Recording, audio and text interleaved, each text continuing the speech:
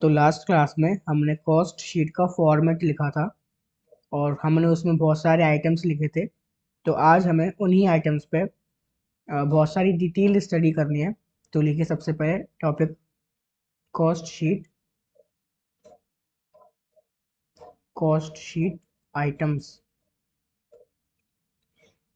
Cost sheet items. तो सबसे पहले हमने आइटम लिखा था, देखिएगा अपना फॉर्मेट में, डायरेक्ट मटेरियल कंज्यूम्ड। लिखिए direct material consumed.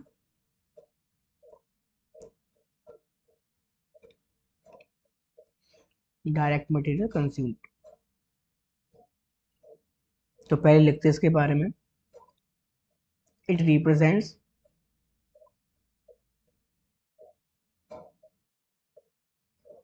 it represents the cost of raw material, cost of raw material used by the organization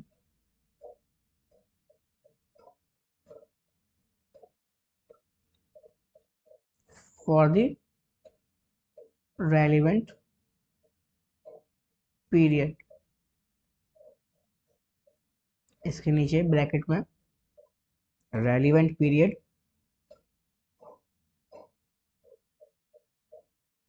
means the period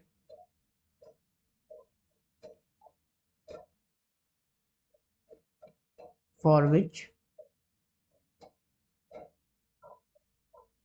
the cost sheet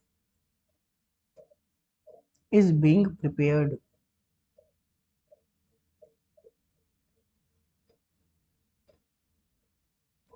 is being prepared। तो ये क्या कह रहा है कि direct material consumed क्या होता है। सबसे पहला, डायरेक्ट मटेरियल, वो मटेरियल, डायरेक्ट का मतलब क्या बताया था लास्ट क्लास में। जैसे ये कोई प्रोडक्ट है तो हम इसे देख के पता लगा सकते हैं कि हाँ इसमें ये प्रोडक्ट या ये मटेरियल यूज़ करा गया है। तो जैसे एक शर्ट है, वही लास्ट क्लास का एग्जांपल, उसमें एक बटन है, तो हम इसे देख के पता लगा सकते हैं कि इसमें बटन यूज़ हुआ है। तो एक मटेरियल क्या हो गया, डायरेक्ट मटेरियल बटन हो गया, जो कि इसमें कंज्यूम हुआ है। सेम, तो डायरेक्ट मटेरियल कंज्यूम, तो पहली बात ये है। लेकिन उसमें क्या दिया गया है, it represents the cost of raw material used by the organisation for the relevant period. मतलब डायरेक्ट मटेरियल कंज्यूम्ड क्या है, ये क्या है, रॉ मटेरियल की कॉस्ट है। सिंपल, रॉ मटेरियल की जितनी भी कॉस्ट होती है उसका मतलब होता है डायरेक्ट मटेरियल कंज्यूम्ड, कि कितना डायरेक्ट मटेरियल हमने कंज्यूम कर लिया, यूज कर लिया। और ये लिखा है यूज्ड बाय द ऑर्गेनाइजेशन, जो कि ऑर्गेनाइजेशन ने यूज करा हुआ है for the relevant period, relevant period के लिए। अब रेलिवेंट पीरियड क्या है, रेलिवेंट पीरियड वो पीरियड है जिस जिस पीरियड के लिए कॉस्ट शीट बनाई जा रही है, तो वो आ गया रेलिवेंट पीरियड। अब ये डायरेक्ट मटेरियल कंज्यूम्ड मतलब रॉ मटेरियल की कॉस्ट कैसे निकालेंगे। अब इसका भी जो है एक सीक्वेंस में फॉर्मूला दे रखा है, हम उसे लिखते हैं और आपको उसको लर्न करना पड़ेगा। तो सबसे पहले फॉर्मूला लिखते हैं, नीचे लिखिए direct material, direct material consumed is calculated as follows। कि जो डायरेक्ट मटेरियल है वो कैसे कैलकुलेट होगा, जो भी नीचे लिखेंगे हम ऐसे। तो सबसे पहले लिखे उसके अंदर opening stock of raw material, कि जितना भी रॉ मटेरियल का ओपनिंग स्टॉक है। ओपनिंग स्टॉक मतलब जैसे 1 अप्रैल, अगर 1 अप्रैल को कोई रॉ मटेरियल है तो वो उसका ओपनिंग स्टॉक हो गया। फिर उसके बाद प्लस करेंगे परचेज ऑफ रॉ मटेरियल, मतलब फिर हमने कितना रॉ मटेरियल परचेज कर लिया। फिर माइनस करेंगे purchase return,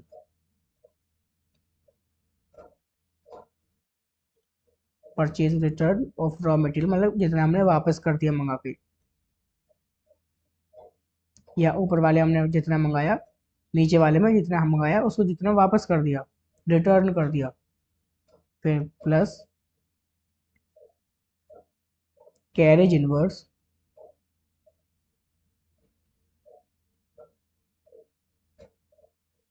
slash freight inverse, मतलब कितना किराया है, कितना कैरेज दिया है हमने, कितना फ्रेट दिया है उस रॉ मटेरियल को आने के लिए। ब्रैकेट में नीचे लिखेगा on purchase of raw material. Obviously जब हमने मंगाया होगा माल तो कुछ किराया लगा होगा, उस किराए की बात होगी। On purchase of raw material. उसके बाद अब जैसे यहाँ पे हमने परचेज करा, परचेज रिटर्न करा, अब यहाँ पे क्या आया, परचेज करने का जो रॉ मटेरियल का खर्चा था हमने अगर वापस भेज दिया, उसका जो किराया लगा रॉ मटेरियल का खरीदने के लिए, तो हमने यहाँ प्लस कर लिया। तो जो परचेज रिटर्न का है उसको भी प्लस करेंगे क्या? नहीं, हम प्लस नहीं करेंगे उसको, तो इसलिए बाद में प्रॉब्लम नहीं हो, प्लस करके हम उसको काट देंगे, लिखेगा कैरेज, क्योंकि बाद फिर कंफ्यूजन हो जाती है कि करें कि नहीं करें, तो इससे बढ़िया लिख के काट दो। तो जब भी आप पढ़ोगे आपको पता चल जाएगी कि हाँ ये नहीं आएगा, carriage freight on purchase return नहीं आता, काट दो इसे।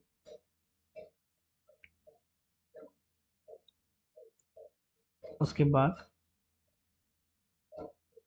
Minus trade discount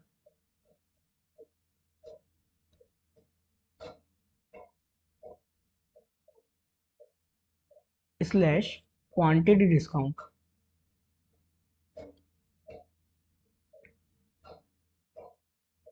trade discount क्या होता है, क्वांटिटी डिस्काउंट क्या होता है, वही अगर हमने बल्क में ऑर्डर दिया है रॉ मटेरियल का, उस पर अगर हमको कोई डिस्काउंट मिला है तो हम उसको माइनस कर देंगे कॉस्ट में से।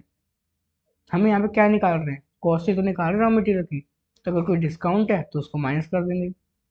उसके बाद माइनस रेंट स्लैश सब्सिडी, अगर कोई ग्रेंट मिली है, कोई सब्सिडी मिली है तो उसको भी माइनस कर देंगे।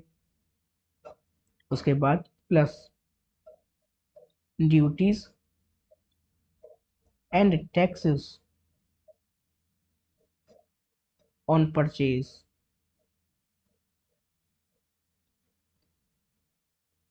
ब्रैकेट में आईटीसी नहीं है। आईटीसी क्या होता है, इनका इनपुट टैक्स क्रेडिट। आईटीसी क्या है, इनपुट टैक्स क्रेडिट। और क्रॉस का मतलब क्या है कि नहीं है, अवेलेबल नहीं है, लिख लो आई ITC not available.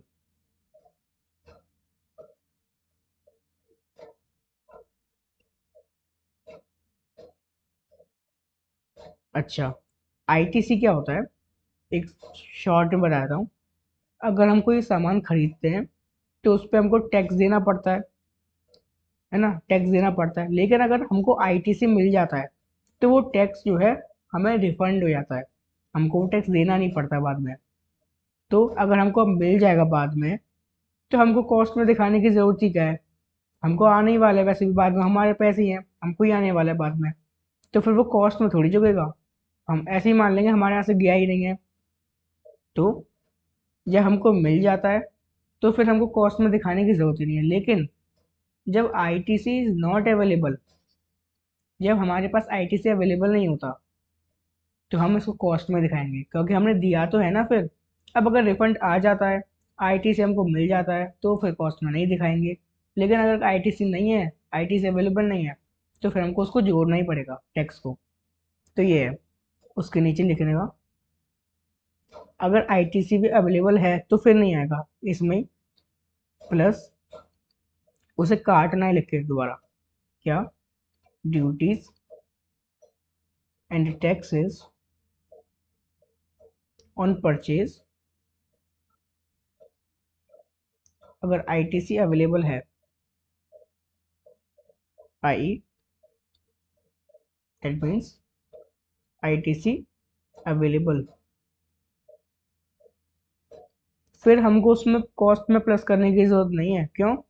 ITC available है, हमको बाद में रिफंड आने वाला है उसका, तो फिर हमको कॉस्ट में क्यों जोड़ेंगे? तो हमको बाद में पैसा आने वाला है, तो फिर उसको कॉस्ट में नहीं देंगे, तो इसको लिख के काट देना।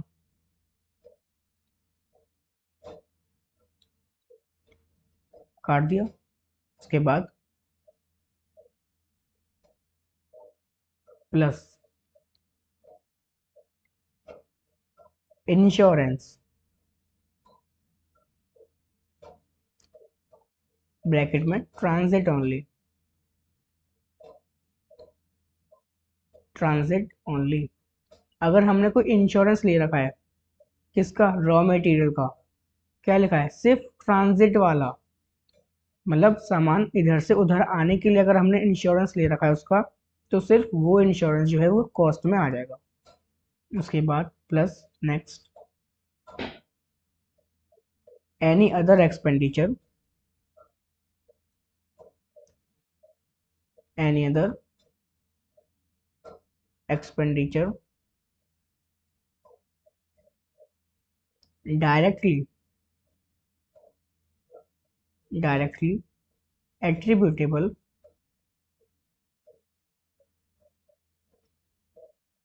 to procurement,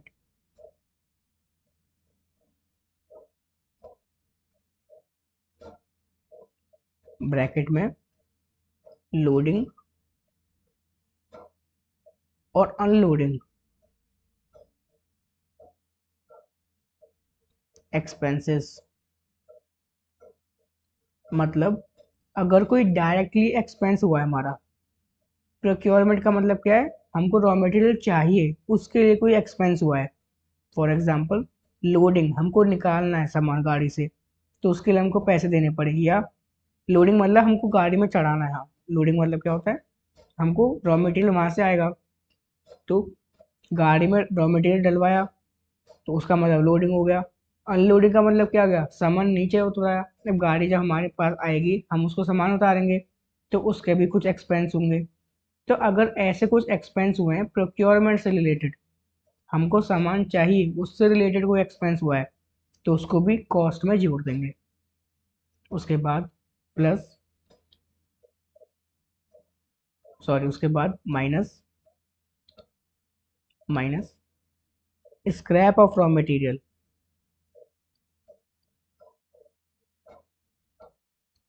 ये बहुत ही ज़्यादा इंपॉर्टेंट है, इसको हाईलाइट करना। रॉ मटेरियल को,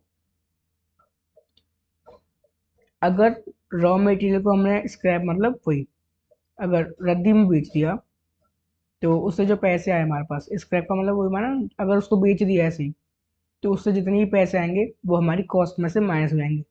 लेकिन हमने इसको हाईलाइट इसलिए करा है, क्योंकि हमने अगर कॉस्ट शीट का फॉर्मेट देखेंगे, तो उसमें स्क्रैप भी माइनस हो गया है, अलग से एक सेपरेट आइटम है इसका।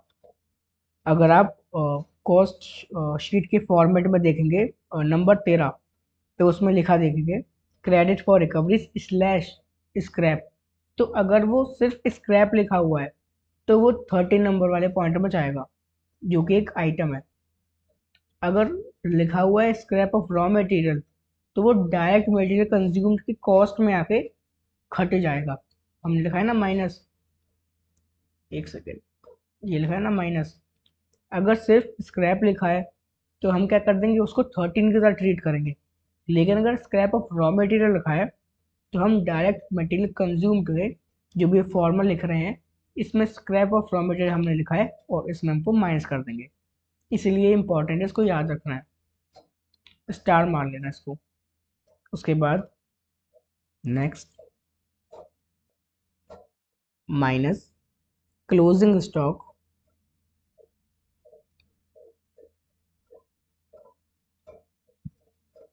Closing stock of raw material. अगर कोई क्लोजिंग स्टॉक है रॉ मटेरियल का, तो वो माइनस कर देंगे। अब ये सब करते कुछ लॉसेस भी होंगे। ऑब्वियसली बात है, लॉस तो होते ही होते हैं। तो दो टाइप के लॉस होते हैं, कौन कौन से? पहला नॉर्मल लॉस और दूसरा एबनॉर्मल लॉस। नॉर्मल लॉस क्या होता है कि हमको मालूम है कि होगा ही होगा, और एबनॉर्मल लॉस का मतलब हमें नहीं मालूम था लेकिन अचानक से हो गया। तो कौन सा क्या चीज़ आएगी, अब लिखते हैं उसको। पहले जो चीज़ नहीं आएगी उसको काट के लिखना है, माइनस जो लॉस है वो घटता ही है तो इसलिए काट के लिखेंगे कि ये नहीं आएगा। देखिए पहले normal loss of raw material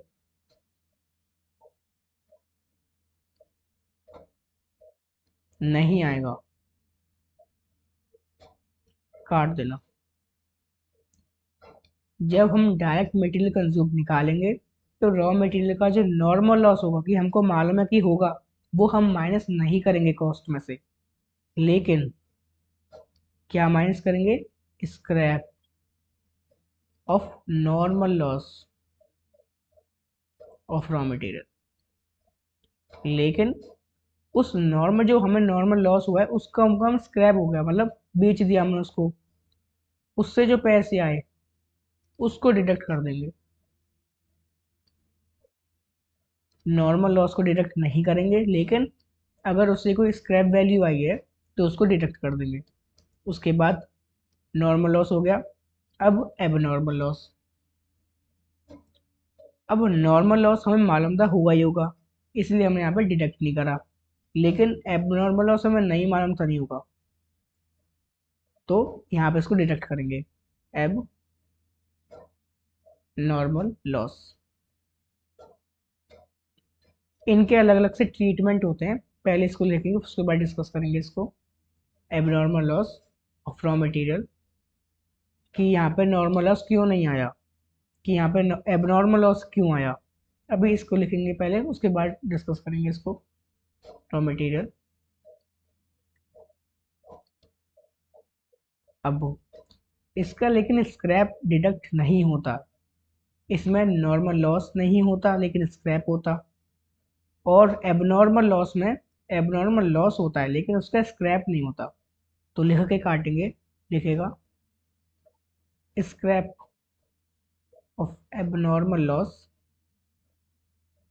of raw material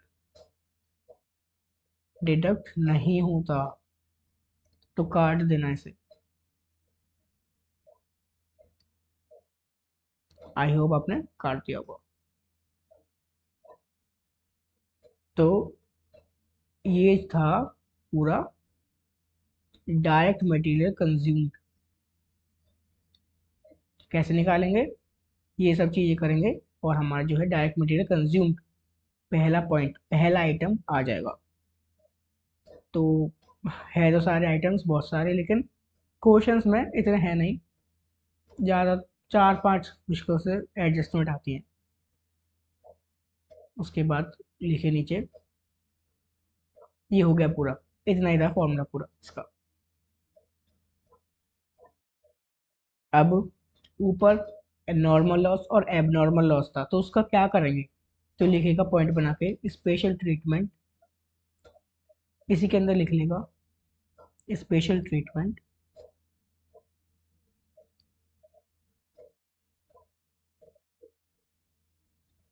of normal loss and abnormal loss, इसे हाईलाइट कर।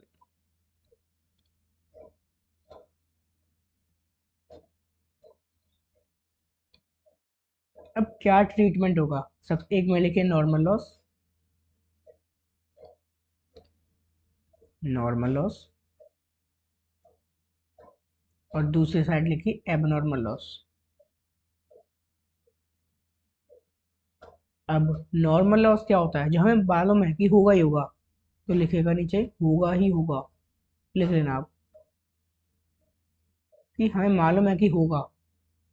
लेकिन एबनॉर्मल लॉस क्या हमें नहीं मालूम नहीं होगा, कि हमें पता ही नहीं है, ये अचानक से हो जाता है। तो मतलब एबनॉर्मल लॉस क्या है, जिनको ऑलरेडी मालूम है, ऑलरेडी नोन, हमें मालूम है कि नॉर्मल लॉस होगा, मतलब ये अनअवॉइडेबल है, हमें मालूम है कि होना ही होना है, तो इसे अवॉइड कैसे कर सकते हैं। लेकिन इसमें लिखिए एबनॉर्मल लॉस में नॉट ऑलरेडी नोन, हमें नहीं मालूम कि होगा, और जब हमें मालूम ही नहीं है तो इसको हम अवॉइड भी कर सकते हैं। तो ये क्या होता है, अवॉइडेबल। जैसे इसमें मालूम था कि जब हमें मालूम ही है कि होगा ही रहेगा, तो इसे अवॉइड नहीं कर सकते, लेकिन हमें नहीं मालूम, वो अचानक से हुआ, तो उसे अवॉइड कर सकते हैं। अब इसका ट्रीटमेंट क्या है, मेन बात। नॉर्मल लॉस को कहते हैं absorbed by, absorbed, absorbed by good units, और इसमें लिखेगा taken to costing P N L account, पहले लिख लेगा absorbed by good units taken to costing P N L account. अब इसका मतलब क्या है, तो इसका मतलब है एब्जॉर्ब बाय गुड यूनिट्स, मतलब फॉर एग्जांपल 100 यूनिट से हमारे पास, 100 यूनिट से 10 रुपए के, तो टोटल हमारे पास कितने रुपए के यूनिट्स हो गए, 1000 रुपए के। लेकिन अब हमें मालूम था, क्या मालूम था, कि हमारे 10 यूनिट्स का लॉस होने वाला है, तो 10 यूनिट का हमारा लॉस हो गया, 10 रुपए ईच के थे, तो कितने का लॉस हो गया, 10 यूनिट 10 रुपए ईच के, 100 रुपए का लॉस हो गया। लेकिन अब एब्जॉर्ब्ड बाय गुड यूनिट्स का मतलब है कि अभी 100 रुपये का लॉस डिडक्ट नहीं होगा, ये 100 रुपये का लॉस एब्जॉर्ब हो जाएगा गुड यूनिट्स के द्वारा, या गुड यूनिट्स से, मतलब अब हम इसे डिडक्ट नहीं करेंगे, इसे हम डिडक्ट नहीं करेंगे। हम क्या करेंगे कि 10 यूनिट का लॉस हो गया 10 रुपये का, और हमें अब कुछ नहीं लिखेंगे, और यहाँ पे क्या कर देंगे, टोटल हमारे पास 100 ही है। अब हमारे पास यूनिट्स कितने रह गए, 100 थे, 10 का लॉस हो गया, अब हमारे पास है 90 यूनिट्स, तो हम मानेंगे, तो हम मानेंगे कि टोटल 1000 रुपीज़ के हैं, और हमारे पास अब यूनिट्स कितने बचे हैं, 90, तो 90 रुपये से डिवाइड कर देंगे, तो पर यूनिट का कॉस्ट निकल के आ जाएगी, पर यूनिट की कॉस्ट निकल के आ जाएगी, क्या आएगी, एक सेकेंड डिवाइड करता हूँ, 1000 डिवाइडेड बाय 90, तो 1 यूनिट की कॉस्ट आ रही है 11.11.11, और पहले देखते अगर लॉस नहीं होता तो कितनी आती, तो वैसे 10 रुपये का था ना, हमने क्या लिखा है, 10 रुपये का था एक, लेकिन अब पर यूनिट कितनी आ रही है, पर यूनिट है ये टोटल 1000 रुपये के, लेकिन अब वो 10 का लॉस हो गया, हमने डिडक्ट नहीं करा लॉस, अब 10 यूनिट का लॉस हो गया, तो 90 यूनिट बचे हमारे पास, तो टोटल जितनी भी कॉस्ट है डिवाइड बाय अब कितने यूनिट्स बचे हमारे पास, तो ये आगे पर यूनिट की कॉस्ट, पहले कितनी थी 10, अब कितनी है 11.11, तो कॉस्ट मतलब जो हमारा लॉस है उसको एब्जॉर्ब कर लिया गुड यूनिट्स ने, देख लो कैसे एब्जॉर्ब कर लिया, बढ़ गया ना प्राइस, 11 से क्या 10 से क्या हो गया 11.11, तो इसका मतलब होता है एब्जॉर्ब बाय गुड यूनिट्स। लेकिन इसमें हम क्या करते हैं,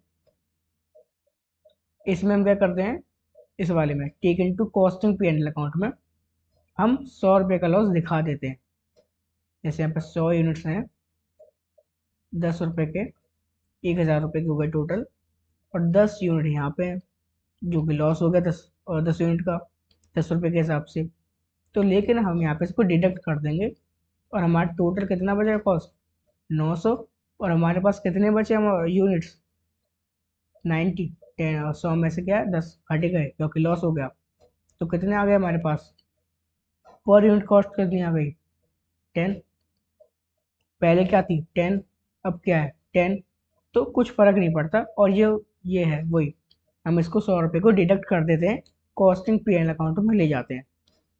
लेकिन इसमें क्या होता है, इसमें एब्जॉर्ब कर लेते हैं, ये बढ़ गया ना प्राइस इसमें, लेकिन इसमें क्या हुआ, 10 पहले था और 10 अभी है, तो ये डिफरेंस होता है इसमें। तो आप चाहे तो लिख सकते हैं अपने अंडरस्टैंडिंग के लिए।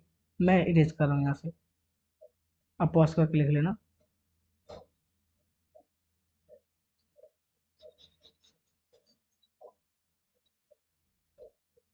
तो ये था कि एब्जॉर्ब बाय गुड मतलब प्राइस उनका बढ़ जाएगा, क्योंकि लॉस गुड यूनिट्स ने ऑब्जॉर्व कर लिया। लेकिन सेकंड वाले में हम लॉस को डिडक्ट कर देंगे, और जो जो प्राइस पहले था वही प्राइस अब है। क्यों? क्योंकि हमने उसको लॉस को डिडक्ट कर दिया ना उसमें से, इसलिए ये हो गया। अब आईटीसी के ऊपर एक दो एग्जांपल करने हैं। आईटीसी ऊपर लिखा था ना, ये रहा ITC, input tax credit.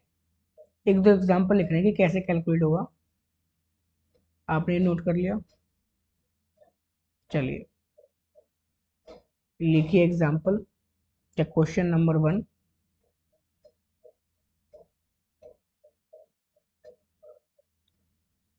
Raw material purchase, concept में लिखना रॉ मटेरियल परचेज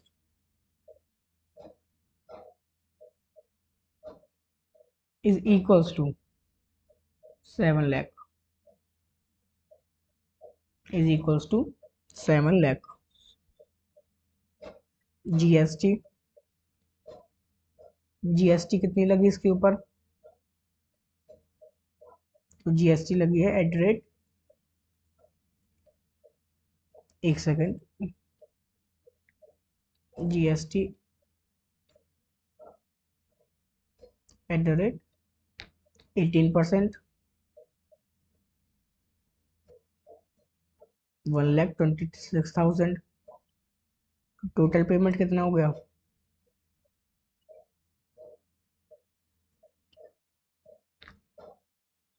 8,26,000 रुपये।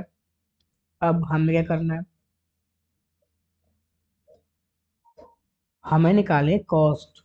क्या निकालें, लिखिए नीचे, what is the cost of material. हमने मटेरियल परचेज करा है ऊपर, raw material purchase. If A point ITC is available, मतलब जब आईटीसी हमको मिला है तो कॉस्ट निकालनी है।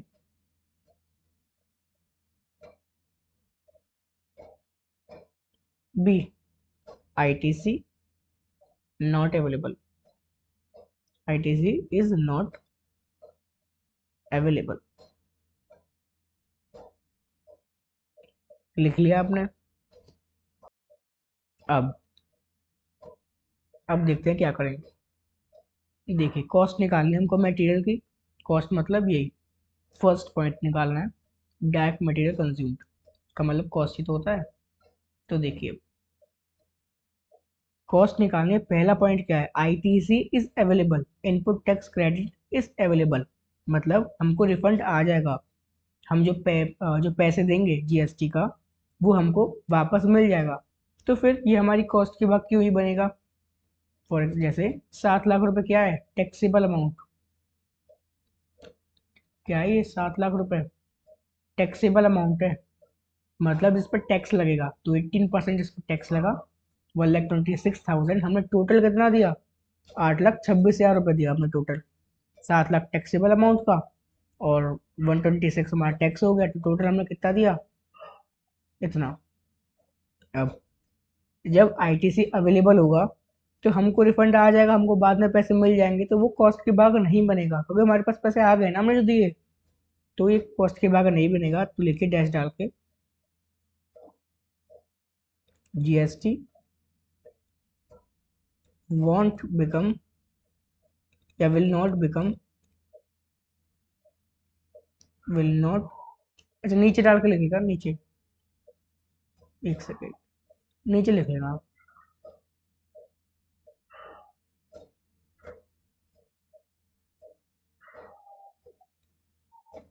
नीचे लिखना है सॉल्यूशन डाल के, solution A.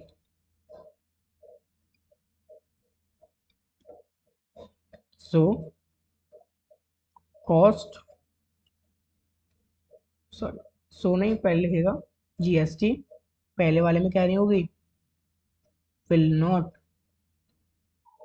Become part of cost, क्योंकि वो पैसे हमको वापस मिल जाएंगे। सो cost of raw material is, अब हमें मिल जाएंगे तो फिर हमको क्यों जोड़ेंगे इसको, तो जब नहीं जोड़ेंगे तो हमारे कितने आ गए, 7 लाख रुपए ही आ गई। बी, बी क्या बोल रहा है, आईटीसी इज नॉट अवेलेबल, हमको पैसे रिफंड नहीं आएगा, हमको पैसे बाद में वो वाले नहीं मिलेंगे टैक्स के, तो जब नहीं मिलेंगे तो उसको हम कॉस्ट में ऐड कर लेंगे, वो बन जाएगा हमारी कॉस्ट की भाग। लिखिए बी में, GST will become part of cost, so cost of raw material is, दोनों को जोड़ेंगे अब, 8,26,000, 8,26,000। अब हम अपने फॉर्मूले पे जाके देखते हैं हमने क्या लिख रखा है। हाँ, ऊपर जाके देखते हैं क्या लिख रखा है ऊपर हमने। प्लस करेंगे कब, जब आईटीसी अवेलेबल नहीं है, देखिए प्लस करेंगे कब, जब आईटीसी अवेलेबल नहीं है, और हम प्लस करेंगे ही नहीं अगर आईटीसी अवेलेबल है। तो नीचे वाले क्वेश्चन में अगर आईटीसी अवेलेबल था तो हमने प्लस नहीं करा, और अगर नहीं था तो हमने प्लस कर दिया। आई होप आपको समझ में आ गया होगा। अब एक और एग्जांपल करना है, या एक और क्वेश्चन करना है इसी की तरह पे, तो लिखिए उसके नीचे question number 2। Question number 2, raw material, raw material purchase 22,42,000, ये क्या है, ये इंक्लूडिंग अमाउंट दे रखा है, इंक्लूडिंग 18%, 18% जीएसटी। अब ये ऊपर वाले में क्या था, ये दे रखा, हमने इस पर टैक्स लगाया, टोटल करा, इसने क्या दे रखा, ये दे रखा है टोटल, तो उसने टोटल लगा के खुद ही दे रखा है, लगा के टैक्स। उसके बाद उसने टोटल दे दिया, अब क्या पूछ रहा है, what is the cost of raw material if if same a ITC is available और b ITC is not available।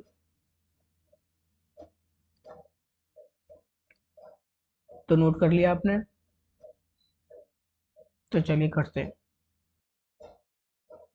लिखिए सॉल्यूशन ए। अब सबसे पहला, ITC इज अवेलेबल, मतलब हमारे पास ITC है, ITC है तो हमको रिफंड मिल जाएगा, रिफंड ही मिल जाएगा, तो फिर जो टैक्स का होगा अमाउंट वो हम कॉस्ट में ऐड नहीं करेंगे। लेकिन अब हमको वो अमाउंट तो दे ही नहीं रखा, जो अमाउंट होता है टैक्सेबल अमाउंट, बताया था ना ऊपर, taxable amount minus, sorry plus करते हैं उसमें टैक्स का अमाउंट, तो आता है आंसर टोटल अमाउंट जितना होता है। तो इसने ये क्या दे रखा है, इसने हमें टोटल अमाउंट दे रखा है 22,42,000। हमको क्या चाहिए, फर्स्ट वाले केस में क्या होता है, अगर रिफंड मिल जाता है, ये हमको मिल जाता है, तो हमारा आंसर यही हो जाता है, टैक्सेबल अमाउंट ही आ जाता है, क्योंकि हम जोड़ते नहीं है। लेकिन सेकंड वाले केस में अगर आईटीसी हमें नहीं मिलता, तो हम इसको जोड़ते हैं, हम टोटल लिखवाते हैं। तो हमको बी वाले का आंसर तो हमें मालूम ही है, क्योंकि टोटल दे रखा है उसने, तो बी वाले का आंसर तो क्या ही हो जाएगा, 22,42,000। लेकिन पहले वाले केस में आईटीसी अवेलेबल है तो हमको टैक्सेबल अमाउंट ही चाहिए, क्योंकि हम उसको टैक्स को नहीं जोड़ेंगे उसमें। तो अब टैक्सेबल अमाउंट कैसे निकालें? तो लिखिए कैसे निकालें।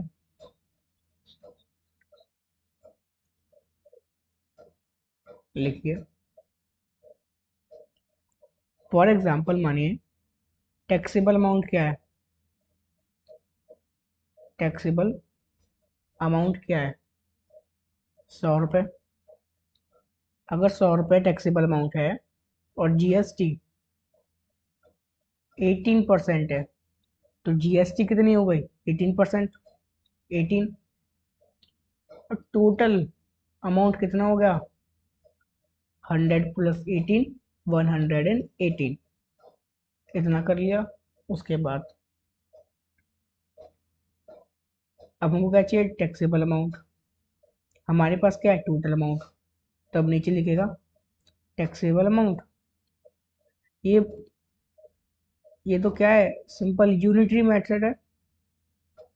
सिंपल यूनिटरी है ना ये तो, कि टैक्सेबल अमाउंट दे रखा है, टोटल अमाउंट दे रखा है, और हम टोटल अमाउंट हमारे वाला मालूम है, तो हम टैक्सेबल निकाल लेंगे। देखिए कैसे निकालते हैं। तो यहाँ गया टैक्सेबल, यहाँ गया टोटल। टैक्सेबल अगर 100 रुपये है तो टोटल 118 है। अभी निकालना है ऐसे ही। तो ऐसे ही अगर टैक्सेबल एक्स है, फॉर एग्जाम्पल एक्स है, तो टोटल क्या है? टोटल हमें दे रखा है 22,42,000। तो अगर 100 रुपये पे 118 है टोटल, तो एक्स पे कितना है? 22,42,000 वो दे रखा है। तो बस आप क्रॉस कर देंगे, इक्वेशन क्रॉस कर दो, तो कितना आ गया? 118 इज इक्वल्स टू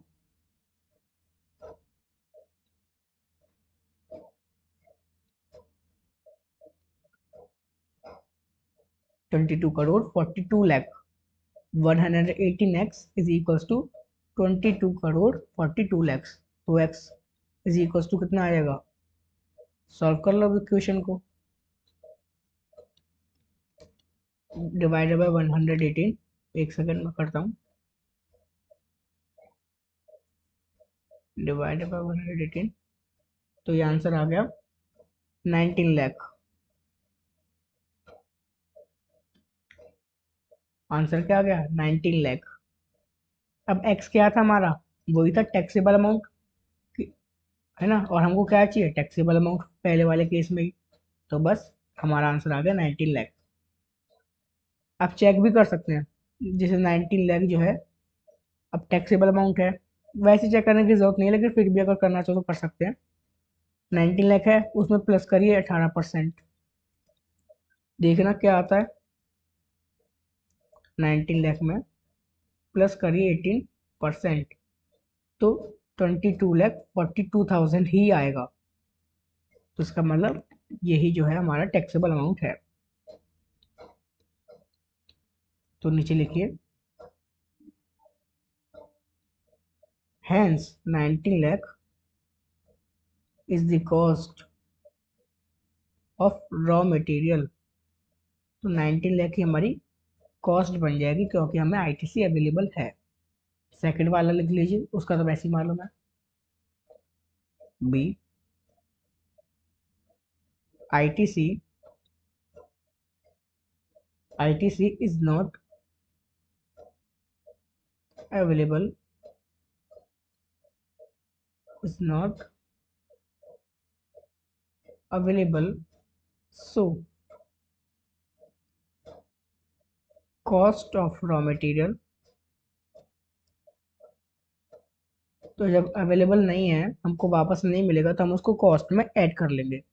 तो कॉस्ट में ऐड करने के बाद जो उसमें ऐड उसने जो है वो हमको टोटल ही दे रखा था, तो वही लिख देंगे। सो cost of raw material is 22,42,000 rupees.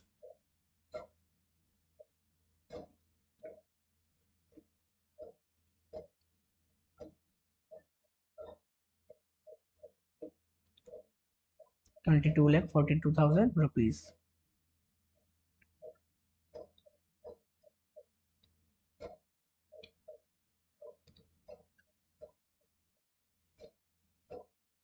तो आई होप आपको ये वाला क्वेश्चन समझ में आया होगा। तो ये जो है पूरा आईटीसी से रिलेटेड था कि आईटीसी अगर हो तो क्या करें, आईटीसी अगर नहीं हो तो क्या ना करें। तो एक जो फर्स्ट क्वेश्चन था और जो सेकंड क्वेश्चन था वो बिल्कुल सेम ही था, बस सेकंड क्वेश्चन में उसने टोटल अमाउंट दे रखा था और हमें निकालना था इंडिविजुअल। तो ये पूरा जो है डायरेक्ट जो हुआ हमारा कंप्लीट हो गया। कौन सा? पहला आइटम, डायरेक्ट मटेरियल कंज्यूम जो है, फर्स्ट आइटम हमारा कॉस्ट शीट का first item direct material consume का पूरा डिटेल हमने पढ़ लिया है और लिख लिया है, और जो भी क्वेश्चंस करने थे, एग्जांपल्स करने थे, वो हमने समझ लिया। तो इस क्लास को ही एंड करते हैं। अब नेक्स्ट क्लास में हम क्या करेंगे, नेक्स्ट क्लास में हम जो सेकंड आइटम था हमारा कॉस्ट शीट फॉर्मेट का, क्या था एक बार देखिए क्या था। वो था डायरेक्ट एम्प्लॉय या लेबर कॉस्ट, मतलब जो लेबर की कॉस्ट है, जो हम पता लगा सकते हैं कि हाँ इसमें ये लेबर लगी होगी। तो अगली क्लास में जो है हम labour cost, direct labour cost को क्या करेंगे, उसका डिटेल पढ़ेंगे पूरा। तो इस क्लास को एंड करते हैं, नेक्स्ट क्लास में हम उसको स्टार्ट करेंगे सेकंड वाले आइटम्स को। तो चलिए ठीक है, राधे राधे।